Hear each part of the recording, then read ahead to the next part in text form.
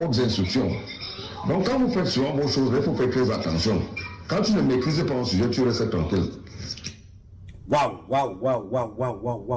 je tombe de nu. Les gars, c'est la magie. C'est grave. Mais c'est des révélations qui sont très graves. Parce que c'est ça le problème. J'ai lu quelque part, on te parle de 5 milliards de rames de papier. Au Sengi. Bancalais, 5 milliards de rames de papier sont portées disparues. 5 milliards.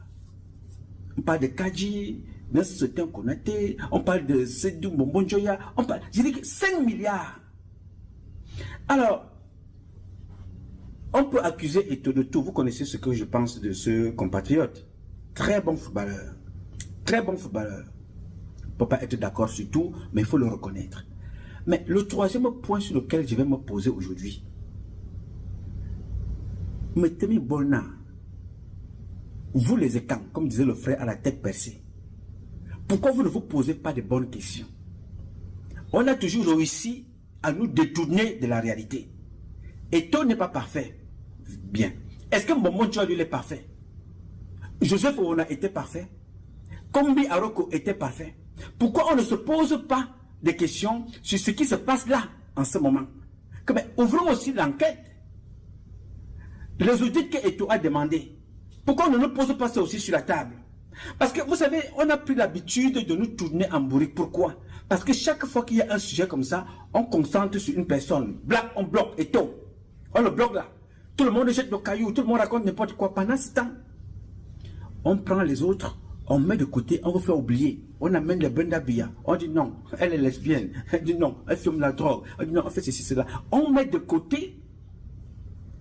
Qu'est-ce qui nous prouve que la gestion de Mbombo Njoya était bonne? Celui qui est arrivé, il a fait l'audit. S'il n'a pas fait l'audit, dites-nous. S'il a fait, donnez-nous aussi les résultats. On ne peut pas prendre un gars comme ça, on met sur la croix, on dit non, clouez-le. On se lève le matin et tout. On se lève le soir et tout. On peut le détester, mais cherchons la vérité. C'est cette vérité-là que vous demandez tous les jours. On ne peut pas condamner quelqu'un sans l'entendre. On va l'arrêter pourquoi? On a arrêté Mbombo Njoya. Qui a fait le titre de Mbombo Njoya? Il est espagnol. N'est-ce pas? C'est ce que vous dites, n'est-ce pas? Lui, il est espagnol. Très bien. On vous dit aussi que Mbombo Njoya est italien. Il a été à la FECAFOOT. Vous n'avez pas vu ça. Le Cameroun qui a les meilleurs agents de renseignement, qui ne sont que capables que de trouver que Eto'o est espagnol. Mais ils ne vous trouveront pas que l'autre est italien. Qui vont trouver que tout est bon. Ces meilleurs agents de renseignement-là ne sont pas capables de trouver celui qui a braqué chez Paul Biya. Voler les vins. Le vol se passe pendant 2 jours, mon frère. Du 3 janvier au 5 janvier, les gens ont volé. Vous savez, quand on met une bouteille quelque part, on pose les bouteilles dessus. Après, il ne reste que les traces de bouteilles. Ce n'est que les traces qu'on a trouvées. Le vol a été découvert le 6 janvier. Au matin, qu'on découvre que les gens ont volé depuis le 3. À la présidence de la République. Présidence de la République. Il y a des agents de renseignement, mais qui sont rien que forts pour Eto'o. Sur Eto'o. Vous connaissez ma position avec le jeune frère. Moi, j'aime l'objectivité et le réalisme. Il faut l'enquête. Il faut l'audit de toutes ces personnes-là. Il ne faut pas aller prendre une seule personne pour les règlements de compte. On dit, mettons-le en prison, séquestrez-le, détruisez-le. Parce que le système dont vous voyez ce monsieur qui est en train de parler là, ce sont les gens qui profitent de tout ce que Mbombo Njoya a fait, ou de ce que Mbombo Njoya a fait, et de ce que Kombi Aroko a fait, et de ce que Joseph Oona a fait. Tous ces gens qui ont détourné là. Et ils sont gardés quelque part, ils sont protégés. La gestion, c'était la gestion, il ne peut pas dire du Vatican, parce que le Vatican, c'est là-bas que le mot sexualité se régule. Mais la gestion était la gestion de, je ne sais pas, même le blanc là sur moi a des classes. Posons-nous aussi des questions. Il faut qu'on nous parle de la gestion de Sédou Mbombo Njoya, qu'on nous parle de la gestion des autres.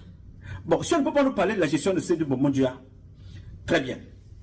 C'est un pape, c'est un dieu, c'est un imam, c'est whatever, sénateur, ou même gouverneur. Donnez-lui tout ce que vous voulez. Donnez-nous donc maintenant les résultats des 2 audits que Eto'o a déposés.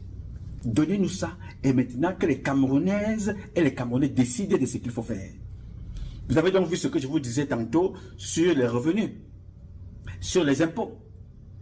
C'est-à-dire que vous venez demander des choses à des Camerounais. Vous venez nous bourrer avec des choses. Mais pour décider, vous allez décider avec des étrangers.